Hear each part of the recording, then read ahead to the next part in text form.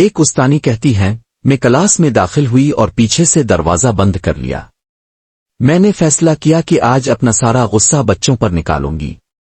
واقعی جس بچے نے ہوم ورک نہیں کیا تھا اسے پکڑا اور مارا۔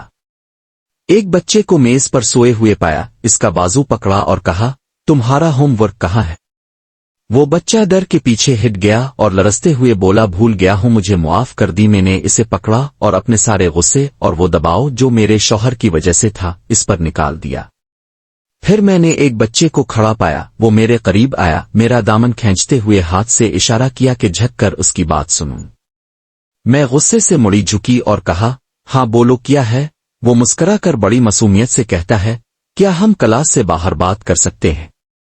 یہ بہت ضروری ہے۔ میں نے اسے بے صبری سے دیکھا اور سوچا کہ ضرور کوئی معمولی بات ہوگی، مثلاً یہ کہ کسی ساتھی نے اس کا پین چوری کر لیا ہوگا۔ لیکن جب میں نے اس کی بات سنی تو میں اس کی ذہانت سے حیرت زدہ رہ گئی۔ اس کے پاس بے شمار تربیتی معلومات تھیں۔ وہ ہلکی سی مسکراہٹ کے ساتھ بولا، دیکھیں ٹیچر اب بہت اچھی ہیں اور ہم سب اب سے محبت کرتے ہیں، لیکن میرا وہ ساتھی جسے اپنے آخر میں مارا وہ یتیم ہے، اور اس کی ماں اسے ہمیشہ مارتی ہے جب وہ کوئی غلطی کرتا ہے۔ وہ اسے غلط طریقے سے تربیت دیتی ہے، اسی لیے وہ اکثر چیزیں بھول جاتا ہے اور ہر چیز سے ڈرتا ہے، یہاں تک کہ وہ ہمارے ساتھ کھیلنے سے بھی ڈرتا ہے کیونکہ اسے ڈر ہوتا ہے کہ ہم اسے ماریں گے۔ میں اس کا دوست ہوں اور ہمیشہ اس کے ساتھ رہتا ہوں۔ اس نے مجھے بتایا کہ اسے مار کھانا بالکل پسند نہیں۔ اگر آپ اس کا جسم دیکھیں تو آپ کو اس پر مار کے نشانات ملیں گے جو اس کی ماں نے کیے ہیں۔ پھر وہ بچے نے کہا، کیا آپ ہماری ماں اور مربی بن سکتی ہے؟ اور براہ کرم جب آپ کلاس میں آئیں تو اپنا غصہ اور پریشانی باہر چھوڑ کر آئیں، کیونکہ ہم آپ سے محبت کرتے ہیں اور آپ سے بہت کچھ سیکھتے ہیں۔ میں حیرانی سے اسے دیکھتی ہوں اور کہتی ہوں، تم اتنے بڑے لوگوں سے کیسے بات کر لیتے ہو؟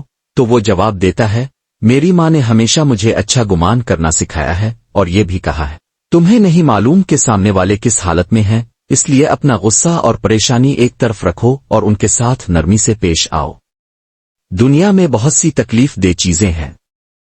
انہوں نے یہ بھی کہا، اگر تم کسی کو پریشان دیکھو تو اس سے معافی مانگو، خواہ تم اس کی تکلیف کے ذمہ دار نہ ہو۔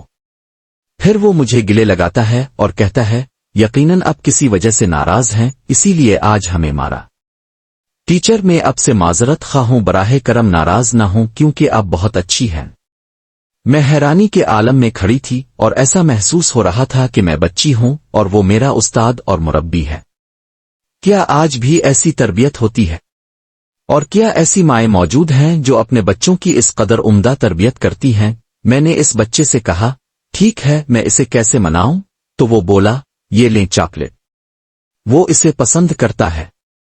اگر وہ آپ کو معاف کر دے تو اپنے رب سے استغفار کریں اور سبحان اللہ و بحمدہ کہیں تاکہ جنت میں آپ کے لیے ایک درخت اگے۔ میں نے کہا، جیسے دنیا میں درخت ہیں؟ وہ بولا، میری ٹیچر، جنت کے درخت دنیا کے درختوں جیسے نہیں ہوتے۔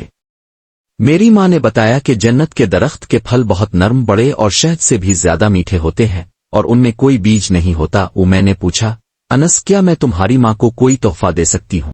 وہ بولا، ہاں، مگر وہ ہمیشہ کہتی ہیں کہ انس میرا تحفہ ہے۔ میں نے کہا، واقعی تم ایک بہت بڑا تحفہ ہو اور بہت پیارے بچے ہو۔ انس نے کہا، چلیں آئیں احمد کو منائیں، میرے پاس 5 روپے ہیں، اس سے چاکلیٹ خرید لیں اور احمد کو دیں اور کہہ دیں کہ اپنے اسے اس کے لیے خریدا ہے۔ میں نے انس سے کہا، تمہاری ماں واقعی ایک عظیم خاتون ہے، وہ جنت کی حقدار ہے۔ وقت گزرتا گیا۔ مس ریحام اب کیسی ہیں؟ میں نے مڑ کر دیکھا تو انس تھا۔ اب ایک جوان لڑکا اینک پہنے کھڑا تھا اور اس کی ماں اس کے ساتھ تھی جن کے چہرے پر نور تھا۔ بعد میں انس کی ماں میرے لیے ایک تحفہ لے کر آئیں اور کہا، اب انس کی استاد تھیں، یہ تحفہ میری طرف سے قبول کریں۔ اپنے جو اچھائی انس کو سکھائی یقیناً اس میں آپ کا بھی حصہ ہے۔ میں نے حیرانی سے کہا، کیسے؟ وہ بولے، الحمدللہ، میرا بیٹا اب ڈینٹل کالج میں لیکچرر ہے۔ میری آنکھوں میں آنسو تھے۔ میں نے کہا، آپ کا شکریہ، یہ ہدیے تو اب جیسے لوگوں کے لیے ہے۔ آپ سمجھتی ہیں کہ آپ نے صرف انس کی تربیت کی؟ حقیقت میں آپ کی تربیت نے مجھے بھی سدھار دیا۔ آپ کے بیٹے نے مجھے سالوں پہلے ایک سبق دیا جس نے میری زندگی بدل دی۔